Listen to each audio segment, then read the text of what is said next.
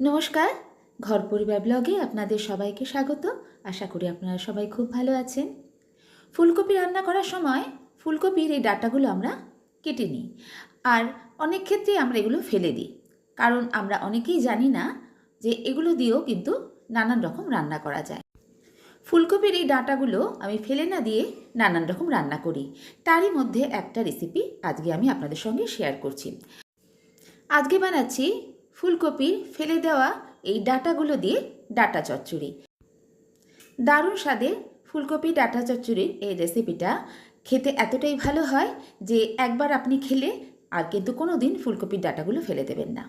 রেসিপিটা ভালো লাগলে লাইক, শেয়ার ও সাবস্ক্রাইব করার অনুরোধ রইল। তাহলে শুরু করা যাক আজকের রেসিপি।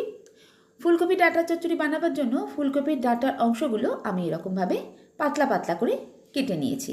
ফুলকপি ডাঁটার সঙ্গে অনেক সময় এই পাতাগুলো লেগে থাকে, সেগুলো আমরা এই চচ্চড়ির মধ্যে ইউজ করব। ফুলকপির ডাঁটার এই অংশগুলো ভালোই শক্ত হয়, এই জন্য একটু পাতলা পাতলা করে কেটে নিতে হবে। আমি একদম পাতলা পাতলা করে কেটে নিয়েছি, তারপর এগুলোকে 2-3 বার করে জলে ধুয়ে নিয়েছি। ডাঁটাগুলো যেহেতু খুব শক্ত হয়, এই জন্য আমি এগুলোকে একটু সিদ্ধ করে নেব, আর সিদ্ধ করে নিলে রান্নাটা আমাদের তাড়াতাড়ি হবে। আমি এভাবে কড়ার মধ্যেই সিদ্ধ করে নিচ্ছি। আপনারা চাইলে প্রেসার কুকারও সিদ্ধ করে নিতে পারেন। সিদ্ধ করে নেওয়ার পর আমি এগুলোকে স্ট্রেনারে দিয়ে একদম জলটা ঝরিয়ে নেব। চচ্চড়ি রান্না করার জন্য ডাঁটা ছাড়াও আমি যে সবজিগুলো আজকে ইউজ করব সেগুলো হলো এরকম লম্বা লম্বা করে কেটে নেওয়া আলু, গাজর। শীতকালে যেহেতু গাজর বাজারে খুবই ভালো পাওয়া যায়, এই জন্য গাজরটাও আমি দিয়ে দিয়েছি। এছাড়াও দিয়েছি শিম, একটা বেগুন, সেটাকেও লম্বা করে কেটে নিয়েছি, আর দিয়েছি ফুলকপি। আপনারা চাইলে এখানে মূলও ইউজ করতে পারেন। সব কিছু দিয়ে কিন্তু চচ্চড়িটা খেতে ভীষণই ভালো লাগে। সবজি ছাড়া রান্নায় আমার আর যে উপকরণটা লাগবে তার জন্য আমি এখানে নিয়ে নিয়েছি সর্ষে আর পোস্ত। 2 চামচ সর্ষে নিয়েছি আর 2 চামচ পোস্ত নিয়েছি, আর এটাকে আমি আধ ঘন্টা ভিজিয়ে রেখেছি। সর্ষে আর পোস্তটা 2টো কাঁচা লঙ্কা দিয়ে আমি পেস্ট করে নেব। গ্যাস অন করে এবার কড়া বসিয়ে দিয়েছি। কড়াতে দিয়ে দিলাম সর্ষের তেল। চচ্চড়ি জাতীয় রান্নাগুলো সর্ষে তেলে কিন্তু খেতে বেশি ভালো লাগে। তেলটা গরম হয়ে গেলে প্রথমে আমি বড়ি ভেজে নিচ্ছি। সাধারণত চচ্চড়িতে আমরা বড়িটা দিয়ে থাকি। বড়িটাকে এরকম করে লাল লাল করে ভেজে প্রথমেই আমি উঠিয়ে নেব।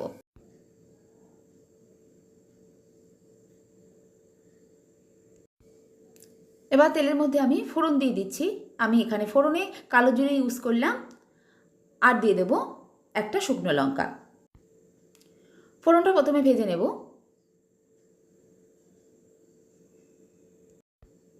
ফোড়নটা কয়েক সেকেন্ড এইভাবে ভেজে নেওয়ার পর এবারের মধ্যে আমি দিয়ে দিলাম মিহি করে কুচিয়ে নেওয়া রসুন।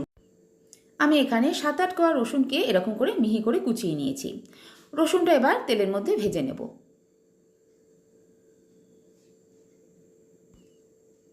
রসুনটা হালকা করে ভেজে নেওয়ার পর এবারের মধ্যে প্রথমেই দিয়ে দেব আলু, আর আলুর সঙ্গে একসঙ্গে দিয়ে দিচ্ছি সিদ্ধ করে রাখা ডাঁটাগুলো।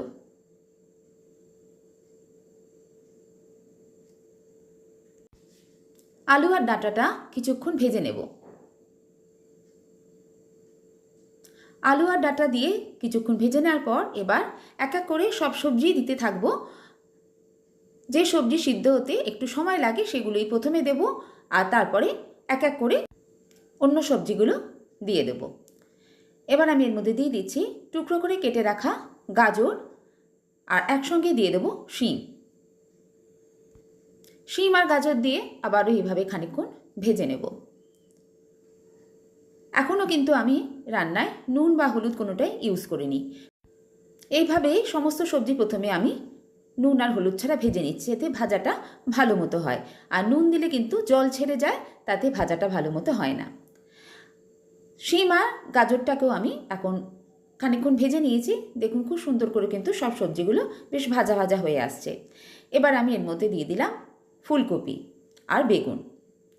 বেগুন আর ফুলকপি সিদ্ধ হতে খুব বেশি সময় নেবে না, এই জন্য এগুলোকে একদমই লাস্টে ইউজ করলাম। ফুলকপি আর বেগুনটা দিয়েও আবার খানিকক্ষণ এইভাবে ভেজে নেব।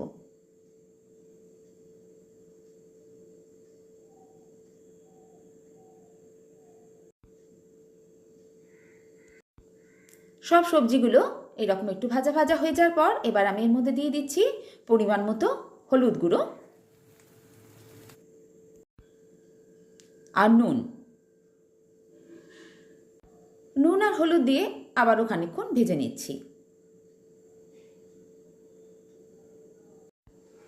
এইভাবে খানিকক্ষণ হাই ফ্লেমে ভেজে নেওয়ার পর ফ্লেমটাকে একদম কমিয়ে দিয়ে একটা ঢাকা দিয়ে খানিকক্ষণ রান্না করে নেব। ঢাকাটা খুলে নেব, এবার নেড়ে দেব। এখন কিন্তু সবজি থেকে হালকা একটা জল বেরিয়ে যাবে আর সবজিটাও খুব সুন্দরভাবে দেখুন এখন মজে গেছে। যখন এইভাবে সবজিটা একটু মজে আসবে এবার এর মধ্যে দিয়ে দেব সর্ষে আর পোস্ত বাটা। সর্ষে পোস্তটা সমস্ত সবজির সঙ্গে ভালো করে মিশিয়ে একটু এইভাবে রান্না করে নেব।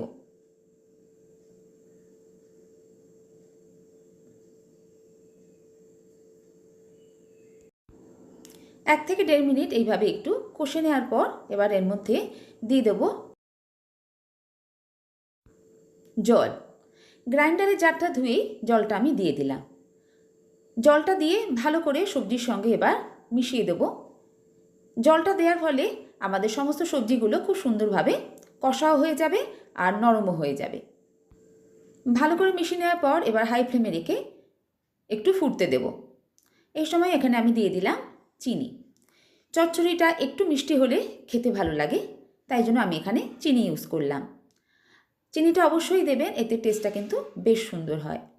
ভালো করে চিনিটাকেও এবার মিলিয়ে দিচ্ছি। এইভাবে হাই ফ্লেমে রেখে একটু রান্না করে নেওয়ার পর ফ্লেমটাকে একদম কমিয়ে দিয়ে একটা ঢাকা লাগিয়ে রান্না করে নেব, যতক্ষণ না সমস্ত সবজিগুলো খুব সুন্দরভাবে সিদ্ধ হয়ে যায়।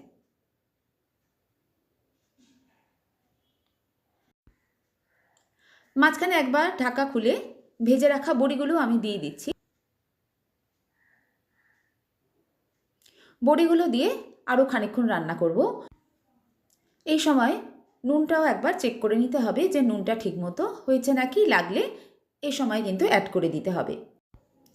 অন্য সবজিগুলো প্রায় সিদ্ধ হয়ে এসেছে, কিন্তু কপির যে ডাঁটার দিকের অংশটা সেটা এখনও একটু শক্ত আছে, তাই ওই অংশটাকে একটু নিচের দিকে এভাবে করে দিচ্ছি যাতে সেই অংশটাও এইবার সিদ্ধ হয়ে যায়।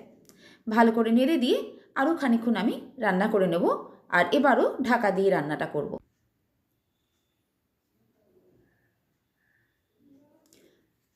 3 থেকে 4 মিনিট পর ঢাকাটা আমি এবার খুলে নিলাম। চচ্চড়ি সমস্ত সবজি এখন খুব সুন্দরভাবে সিদ্ধ হয়ে গেছে, কিন্তু চচ্চড়িতে এখনও একটু ঝোল বা গ্রেভি রয়েছে। এই জলটা কিন্তু টানিয়ে নিতে হবে, চচ্চড়ি একদম সুন্দর মাখা মাখা হবে।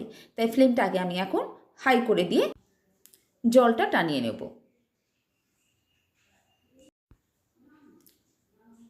চচ্চড়িটা এখন আমাদের একদম রেডি, খুব সুন্দরভাবে মাখা মাখা হয়ে গেছে। এইরকম টাইপেরই চচ্চড়িটা হবে। গ্যাসের ফ্লেমটা আমি এখন অফ করে দেব। কপির ডাঁটা চচ্চড়ি সার্ভ করার জন্য এখন একদম রেডি। আপনাদের সামনে থেকে একবার দেখিয়ে দিই চচ্চড়িটা কেমন দেখতে হয়েছে। বানিয়ে নিলাম ফুলকপির ডাঁটার চচ্চড়ি। ফুলকপির ফেলে দেওয়া ডাঁটাগুলো দিয়ে এই রকম একটা সুস্বাদু চচ্চড়ি, যেটা গরম গরম ভাত বা রুটি সব কিছু দিয়ে কিন্তু খেতে ভীষণই ভালো লাগে। খেতে এটা যেমনই ভালো লাগে তেমনি এটা যথেষ্ট হেলদিও বটে, কারণ এর মধ্যে আমরা কিন্তু শীতকালীন নানান রকম সবজি দিয়ে দিতে পারবো। যেহেতু এটা খেতে এতটাই ভালো হয়, তাই এটা বাচ্চা থেকে বড় সবাই কিন্তু ভীষণ টেস্ট করে খাবে। রেসিপিটা ভালো লাগলে বাড়িতে একবার করে দেখার অনুরোধ রইল, আর ভালো লাগলে কমেন্টে জানাবেন আর রেসিপিটা আপনার প্রিয়জনদের মধ্যে শেয়ার করে দেবেন। ফুলকপির ডাঁটা দিয়ে আরও অনেক রেসিপি তৈরি করা যায়, সেগুলো আমি এক এক করে আপনাদের জন্য নিয়ে আসব। আজকের রেসিপিটা ভালো লাগলে একটা লাইক করে দিয়ে আমার চ্যানেলকে সাবস্ক্রাইব করে আমার পাশে থাকার অনুরোধ রইল। আবার কোনো নতুন ভিডিও নিয়ে আপনাদের সঙ্গে দেখা হবে। সবাই ভালো থাকবেন, সুস্থ থাকবেন, আনন্দে থাকবেন।